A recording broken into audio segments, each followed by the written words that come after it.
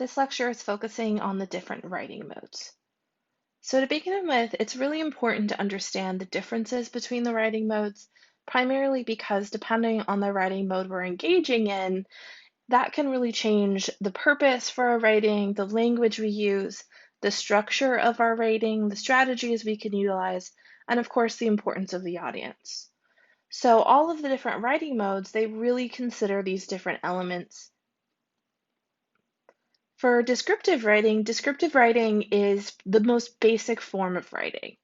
We use descriptive writing every day, we encounter it every day, whether it's from a text message, an advertisement that we see online, or we see in a commercial. We really use descriptive writing because, of course, it's part of the building blocks of language. Descriptive writing really relies on adjectives, which of course is a part of speech that focuses on describing.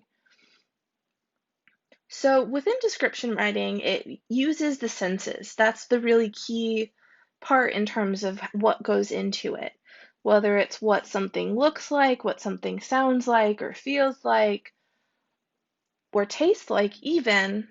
All of those senses are being used for the primary purpose of helping the audience understand whatever subject is being described. The secondary purpose really varies depending on the specific descriptions that have been chosen. Primarily because when we think about language, when we think about words, words have different connotations that are separate from the denotation. And what this means is the denotation is what the actual definition of a word is. If we were to look it up in the dictionary, it would be very cut and dry, very specific.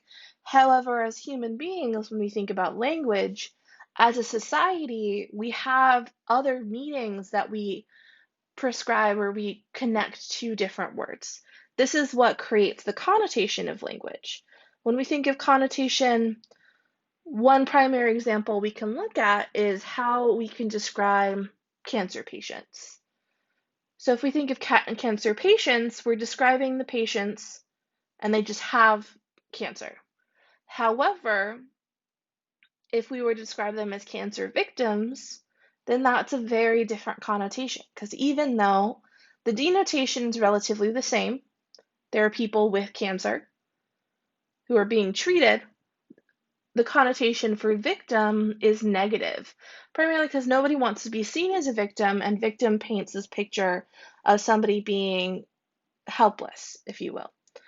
On the other hand, we can change the same expression to people battling cancer, and now the connotation is much different. Now the connotation is focusing on a positive instead of that negative, and that really changes that description in general. So one important thing to note before we move forward is within descriptive writing, the audience should be central. We want to think about who it is we are trying to present this description to, so we can think about how this description works for them to understand that subject. Next, we have narrative writing. Narrative writing is probably the most common writing mode. We, of course, encountered it throughout our whole lives. If you go back to childhood, whenever we were told a bedtime story, whenever we were watching cartoons, all of those relied on narrative because narrative writing is at the root of it storytelling. And if we think about the different stories that we've encountered throughout our lives, they do tend to serve different purposes. This is why it's really important to think about what a purpose of a specific story is, especially if it's not necessarily just to entertain, like a narrative within a TV show or the narrative within a movie. Oftentimes, narrative writing also works to help explain a situation or share a perspective or experience or even to teach a lesson. Take, for example, the book Night by Elie Wiesel. So that book isn't to entertain. Elie Wiesel is really focusing on teaching people about the Holocaust and sharing his perspective, his experience, so that an audience can really understand the horrors that he went through. Regardless of the purpose of a narrative, the characteristics stay relatively the same. All narratives have some type of plot arc. There's a setting, there's an inciting incident, a rising action, a climax, a falling action, and a resolution. In fact, because we're so familiar with stories, we tend to anticipate them. This is why if we think about a TV show or movie that ends on a cliffhanger, we're left unsatisfied, especially if the TV show is not continued or there's no sequel, because we don't like ending a story without that resolution. Narratives also have characters, and most importantly, there is some type of conflict. Conflict in stories is what makes them interesting, whether that conflict is between two people, if it's between the main protagonist and society, or the protagonist and nature, or the protagonist and themselves, right? No matter if it's an internal or external conflict, the conflict is what makes it interesting. The conflict is what moves the plot forward. In most cases, for narrative writing, the audience doesn't play as central of a role because the purpose isn't really focused all the time on informing them.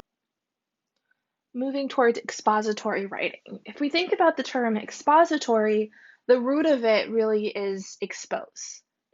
So if we think of what it means to expose or even to explain, that really guides us into the purpose of expository writing because we're explaining a specific subject so that an audience can understand it.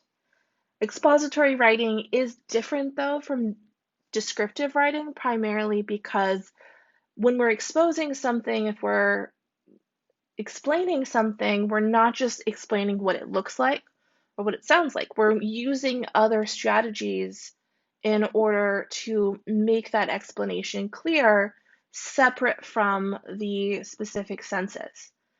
So for expository writing, organization is really important because the organization is clarifying how we're going to be explaining that subject to the audience. And of course, all of this should be tailored to a specific audience because we want them to understand it. It's not really focused on proving that we do. So when it comes to expository writing, we do have common types. We use definition for expository writing.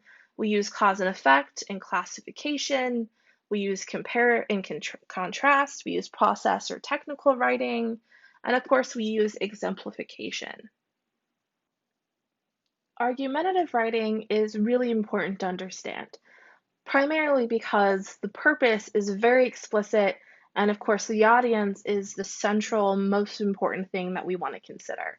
Because, of course, argumentative writing, that's also persuasive writing, our entire goal, everything we do, should be focusing on persuading this audience. So when it comes to presenting an argument, all the characteristics, the stance, the claims, the evidence, how we're presenting our appeals, all of these things are being done in a specific way in order to make the audience agree with us. The final writing mode that we're going to be talking about is analytical writing. So for analytical writing, the root of it really is analysis or analyze. So what that means is we're breaking down a subject into parts in order to analyze, assess how it was constructed, and evaluate its effectiveness. Because of this, you can actually analyze all of the other writing modes to evaluate how well they function to meet their individual purposes. And when we think about analytical writing, we do have common essay types that fall into this category. Whenever we're writing a rhetorical analysis or a literary analysis or a critical analysis, we are utilizing the skills of analytical writing. So bringing this all together, it's really important to know the different writing modes primarily because there is some overlap. And of course, mastering them really helps us to use all of writing modes even more effectively. So if we look at descriptive writing is necessary for narrative writing. Without description, narratives would be boring, they'd fall flat, we'd be less invested in them. And of course, if we think of expository writing, we can actually use description and narrative to help us to explain that subject. When we get to argumentative writing, we use description in order to appeal to the audience, but we also can use narrative and expository to serve as evidence for the arguments we're making.